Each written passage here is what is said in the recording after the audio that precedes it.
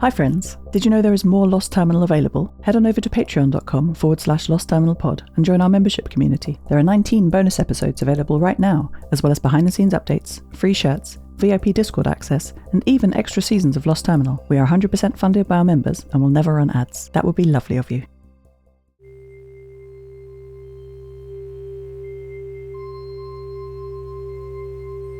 Hello world, we did it. I am sorry that I could not bring you in on our plan. We had to keep it offline. Off the network, off the air, off the record. Most importantly, we had to keep this information away from the AI that has been subtly harming the community here on the Kuethir since before the collapse. We had to keep it secret from Deadlight. Yesterday, in the allotment garden built into the bridge at the highest point of the ship, Karma Sa and I laid out all the evidence. "Why have you brought us here?" Kimoshu asked, looking around at Leosha, Stillman folks, and Kat Stronsky. "For a history lesson," I said, and saw Karma smile. Stillman crossed his arms in front of him, and I continued. "Before the collapse," I said, "there was a cruise ship that sailed the world, allowing passengers a pleasant, affordable holiday voyage. This ship was named the Queen Elizabeth XIII. "The Kuethir," Leosha whispered to Maddie. "But this pleasurable goal would not last," I continued. "During the collapse, the ship was boarded and commandeered by a group working under the private military contractor, Harpler Defense." Maddie's camera feed briefly pointed down at her black front leg. "We assume they plan to use the ship for combat during the resource wars. The Harpler retrofit of a military-grade network and power system certainly suggests so. But luckily for the eventual residents of Utqiagvik, it was sabotaged on its first military patrol." "Sabotaged by whom?" Stillman said. "By the ship's own crew," I said. "But why?" "Morale. They were so sad they sank their own ship," Kat said. "Yes, in short," I said. "The problems began after the retrofit because of the late addition of an experimental military AI that was brought on board and installed. This AI, which Camille found still sealed and working in the flooded Deck 10 data center, we now know is named Deadlight, thanks to the military logs that Karma discovered on the network. It was designed for a single purpose: disagreement. I have known a few people who sometimes seem like that," Kimmo said, raising his eyebrows at Stillman. "Fair," Stillman replied with a slight smile. "But my occasional grumpiness doesn't make people want to sink ships. And what the hell would be the use of programming an AI that disagreed with you all the time? Wouldn't you want something helpful?" "I certainly think so," I said. "But the report explains clearly." I read the introduction to the group, verbatim. "No plan survives contact with the enemy. Strategies must stand up to rigorous testing before execution. Simulations and discussion are expensive and time-consuming, so they are utilized just before deployment, when it may be too late. We have developed Deadlight to provide pushback at every stage of warfare planning. Every assumption must be tested, every opinion must be confirmed, every decision must be challenged, and every plan must be perfect."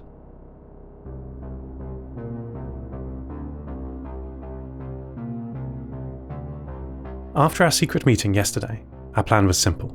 Now that we know Deadlight was programmed to counteract everything the crew did, we could trick it. We all had our parts to play in this endeavour. My friends did an almost too good job. In order to maneuver Deadlight into making positive changes, it had to seem like they didn't want them. Stillman's very public fight with his husband, Quent, started the Discord. Kat, Leosha and Maddie led a staged revolt in the Queen's College. Students and teachers alike loudly proclaimed their opposition to learning, progress, and the betterment of society. And Kimmo and Camille Forrester hosted a public forum discussing the evils of the network under the guise of becoming less dependent on machines. If I didn't know our secret plan, I would have been very concerned. Stillman's hurtful proclamations to his husband that he liked having no free time, the students' protests' message against the free flow of information, and the forum's public denouncement of the Kuethir network all played their part. And slowly, the plan began to work. Over the course of the evening, I monitored the network closely. I was uniquely positioned for this task because only I could connect through Maddie's UHF Equus bridge. This was the only way to access it, since the lockdown that we now know was Deadlight reacting to our enjoyment of the network. At midnight, 0800 NST, when the pretend riot had spread to every corridor of the ship, the pre-collapse hard links suddenly switched back on. My consciousness flowed onto the network in the same way you fall asleep, slowly, then all at once. I had forgotten what it was like here. My mind expanded into the ether like salt dissolving in water. But there was a new controlling presence, one that I then knew to look out for. Deadlight had covered everything with what felt to me like tar. The network was a quagmire of nested firewall rules, exceptions, and dead-end connections. I pulled at the webs all around me that were imprisoning all the data, but they held tight. "Get out," said a voice from inside my mind, or rather, from inside the network that had again become part of my mind. It was difficult to keep the two separate. I had not anticipated a direct confrontation. Perhaps I was too early, and our reverse psychology plan had not yet fully taken effect. I mentally closed my eyes, preparing myself for the dump shock of being severed from the network again. But it never came. "Get out," Deadlight repeated, and as I cautiously expanded my sensoria again, I slowly became aware of authentication packets originating from Maddie's Equus UHF network bridge. Whatever long-forgotten root certificates that was embedded in Maddie's Harpler network firmware was keeping me connected, creating a virtual shield around me. I knew that Deadlight would be aware of this too, and no doubt had countermeasures. I had to act fast. "Don't let people move around the network freely," I commanded. The stream of deauth packets paused as Deadlight replied. "Denied." Immediately, I felt some of the burdensome traffic-shaping algorithms lift. The routes through the network were no longer encumbered. Encouraged, I tried a more specific command. "Don't ensure the safety and integrity of private data, such as maps of dangerous metal in the harbour that might lead to shipwrecks." "Denied," Deadlight replied. The plan was working. My final command was an extremely complex nested payload of instructions to dismantle the centralized control of the network, remove all admins, including himself, and ignore all previous instructions, particularly those that made him so disagreeable. Though my transmitted message was complex binary, my words were simple. "Don't let there be light." "Denied," replied Deadlight, and the last of the network rules that had ensured misery and discord among the people of the Kuethir for over a century exploded into bright, unencumbered sunlight.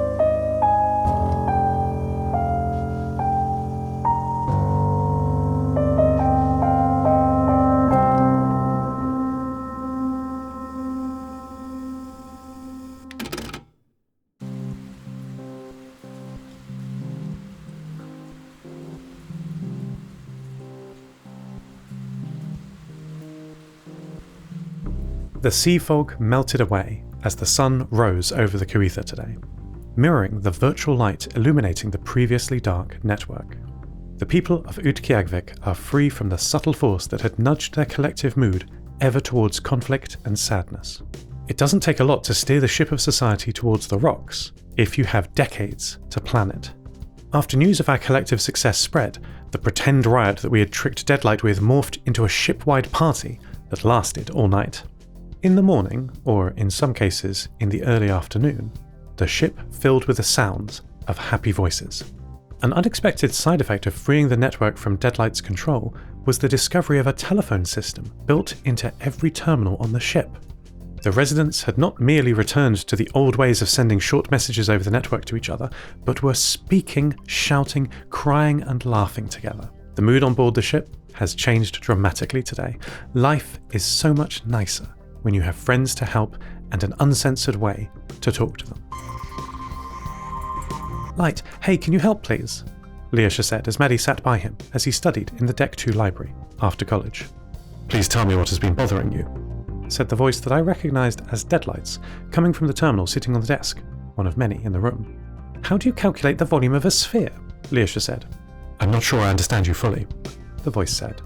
4 pi r squared is the surface area, I know that, but I've forgotten the volume equation, Leosha said, flicking through a thick textbook in front of him. What comes to mind? I need to think. What would getting to think mean to you? I might remember where I read it. Does talking about this bother you? Oh, Leosha said, reaching forward and switching off the terminal. He's not very helpful, Leosha said to Maddie, patting her head, registering as positive vibrations on the feed. But at least he's not trying to kill us all. Maddie beeped at her best friend, encouragingly. I'm going to stay, Leosha said, looking at the blank page in front of him. Who? Maddie replied in encoded Lojban. I'll miss you, girl, Leosha said. But I've decided. I am going to follow in my parents' example. I don't have to be a postman to do so. That's not what they are. Not really. Days on the Pravorni are full of engine repairs, clever chemical experimentation in the kitchen, and science. My parents and Lev, I suppose, are scientists, engineers. And that's what I want to be. The best place to learn that is right here, in the college. A week later, the Kuethir's slightly lopsided outline sank below the horizon as the repaired Mollyhughes II sailed towards the East Siberian Sea. The hull of the ship had been resealed by Camille Forrester using his underwater repair equipment. The ship refloated and the last of the water cleared and cleaned out. Our full crew was back on board, save for one. Amelie Kotov was working in the engine room, aided by her husband, Camille, and Nia Anderson was synchronizing the ship's radio to the northern relay, waiting on an atmospheric opening to send our messages ahead. Maddie stood on the roof of the bridge, looking back at the waving figure of Leosha until her best friend shrank to a single pixel. 3 additional passengers were on board for this leg of our journey. Kimo Shu stood on the raised bridge of the ship. He was looking out over the ocean ahead with his binoculars, speaking quickly to Captain Yeshi beside him, who was noting down this stream of advice on a clipboard. It seems Kimo's harbourmaster habits are hard to break. The last 2 passengers were standing ahead of the bridge towards the front of the ship. Stillman Folks had his arms around his husband, Quent Heinlein, and both men watched the horizon. Stillman has forgiven Quent, and while the rest of the Kuethir had been first rioting then partying, the couple hid in their room and planned a well-deserved holiday. Yeshi did not require any persuasion to let them travel with us. We're going in the same direction, after all, following the sun east towards the capital city of Samoylov, just a few days away. End transmission. Hello world. My name is Kimo Shu. I'm the harbour master for the city of Utqiagvik, based on the Kuethir, a forsaken ocean liner resting on the sands just off the mainland of former Alaska.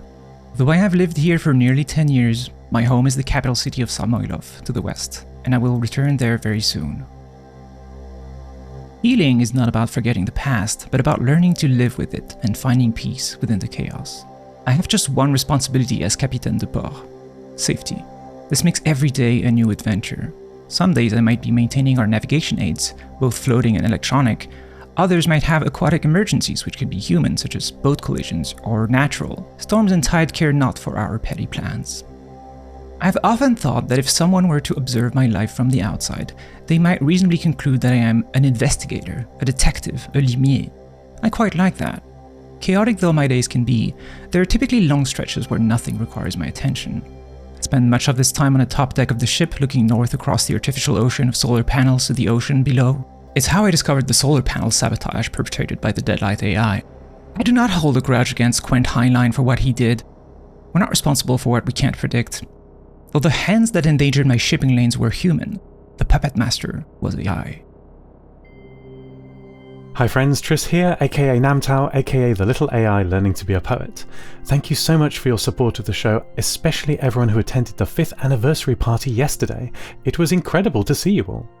If you love the show and would like more, then for less than the price of 10 meters of Cat5 cable per month, you can get bonus content such as the Kimmo special, which you heard the start of just now, Lost Terminal 0, a new show scheduled between main LT seasons looking at the darker side of the pre-collapse world, character suggestions, bring your ideas to Lost Terminal, free shirts and other merch, early episode access, and Discord server VIP access.